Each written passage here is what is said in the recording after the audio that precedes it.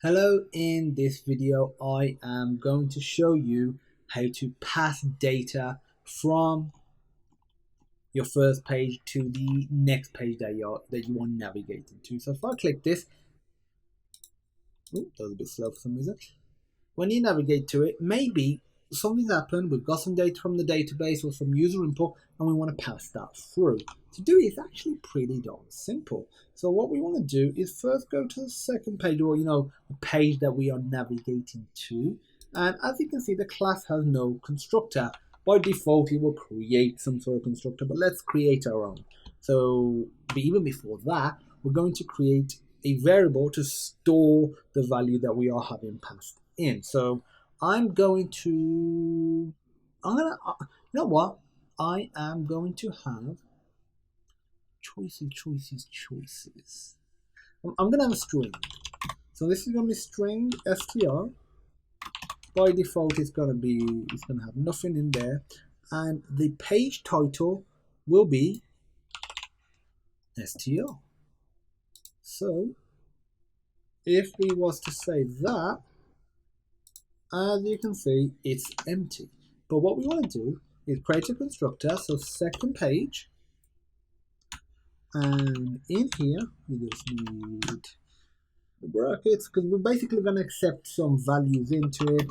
We need a key initially. Then we want to do this dot str. So whatever value we pass in will get assigned to this string right here. And we just need to do super key, and that is it. And if you want to implement a more complex constructor where you are doing some calculations in there, that is fine. You could do manual assignment, but the principle is the same. You're using the constructor of the class. So we go back to the main Dart file now, and when we do this, right, so when we go to the next page, we want to say the name of the variable that we are assigning it to. So str. Actually, let's just do it like this first. So if I do hello, as you can see, this gives an error. And what we do need to do is do str hello.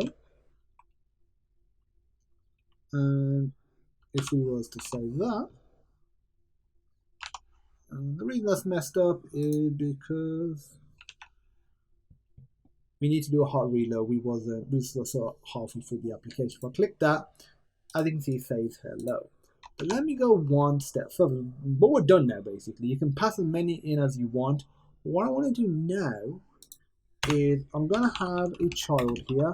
This is going to be a column. In here, we are going to have children here. And inside of here, we are going to have the raised button. The reason I'm doing it like that is because we are going to have two raised buttons, or two buttons, it doesn't matter if they're raised or not. And this is going to say Batman.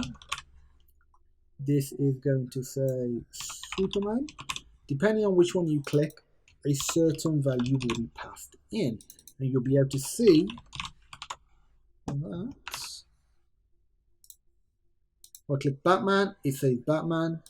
If I click Superman, it says Superman. If I click Superman again, it says Superman. So it is passing that value in through here into the constructor.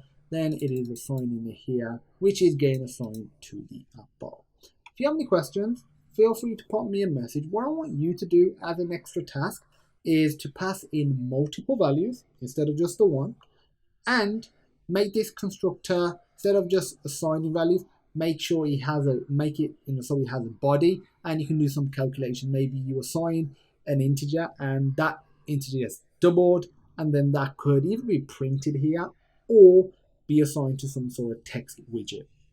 That's all there is that you need to know. If you have any questions, feel free to pop me a message. And as usual, I look forward to seeing you in the next video.